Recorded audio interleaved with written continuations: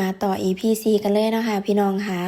หลังจากนั้นเนาะค่ะหนูก็ได้ใส่ชีวิตกับเพิ่นหนูก็พยายามปรับตัวพยายามเฮ็ดทุกอย่างให้มันดีขึ้นแต่บ่เลยจ้ะทุกอย่างมันแฮงเลวร้ายลงกว่าเก่าเพิ่นแฮงหึงหวงเฮามากกว่าเก่า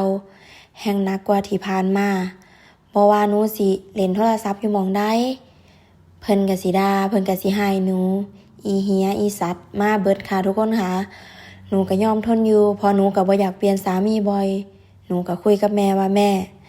หนูสิเฮ็ดจังได๋ดีหนูสิไปจังได๋ต่อแม่ก็ว่าลองอยู่นำกันต่อเบิ่งเพื่อมันสิดีขึ้นหลังจากนั้นเข้าเดือนที่4ค่ะทุกคนค่ะเพิ่นก็คุยกับผู้เฒ่าบ้านเฮาเนาะว่าสิมาขอมาหมั่นเฮาในวันที่9มกราคมปี2564เนาะค่ะตอนนั้นเนาะหนูก็เลยตัดสินใจว่าถ้าเพื่อเพิ่นเปลี่ยนตัวเจ้าของได้หนูก็พร้อมที่จะให้อภัยแล้วก็เริ่มต้นใหม่กันหลังจากการหมั่นแล้วค่ะพี่น้องค่ะ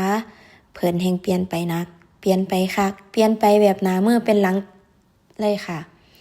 หนูกลับมาตอนนั้นหนูก็ได้เริ่มมีน้องคนที่2กับเพิ่นเนาะค่ะพี่น้องค่ะหนูก็บ่คิดดอกว่าน้องเพิ่นสิมาเร็วขนาดนั้นแต่หนูก็พยายามที่จะรักษาน้องไว้ให้ดีที่สุดหนูอยากรักษาน้องให้เป็นสิ่งที่แทนใจ2คนเฮาแล้วก็เปลี่ยนพ่อเพิ่นใหม่อยากให้พ่อเพิ่นคิดได้อยากให้พ่อเพิ่นคิดใหม่เฮ็ดใหม่ทุกๆอย่างเนาะค่ะเนาะแต่มันยิ่งเลวร้ายกว่าเก่าค่ะทุกคนค่ะ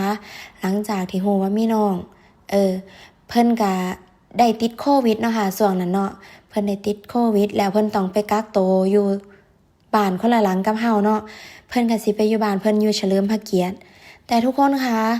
ตัวเจ้าเสือบ่คนท้องมันต้องการพักผ่อนหนูต้องหันกล้องโทรศัพท์หนูนะคะวิดีโอคอลตลอด24ชั่วโมงในการนอนคอนโดเพิ่นนอนอยู่บ้านอีกหลังนึงแล้วถ้าสมมุติว่าหนูพลิกโตปึ๊บเพิ่นก็สิเอิ้นเตี้ยเตี้ยเตี้ย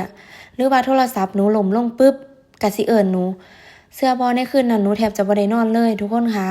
หนูก็เมื่อยเนาะเพราะว่าหนูท้องนำมันหลายๆอย่างทุกคนค่ะมันบ่แม่นแค่คืนเดียวเพิ่นติดโควิดอยู่อาทิตย์นึงแล้วหนูเป็นแบบนั้นอยู่อาทิตย์นึงหนูแทบจะเป็นโรคซึมเศร้าแต่ว่าหนูก็บ่สามารถคุยกับแม่ได้ทุกๆเรื่องเพราะว่ามันเป็นเรื่องของคน2คนทุกคนค่ะ EP นี้หนูก็ฝากไว้ซ้ำนี้ซะก่อนมาต่อ EP หน้าเข้มข้นดุเดือดแน่นอนค่ะทุกคนค่ะฝากเป็นกำลังใจให้แน่เด้อจ้า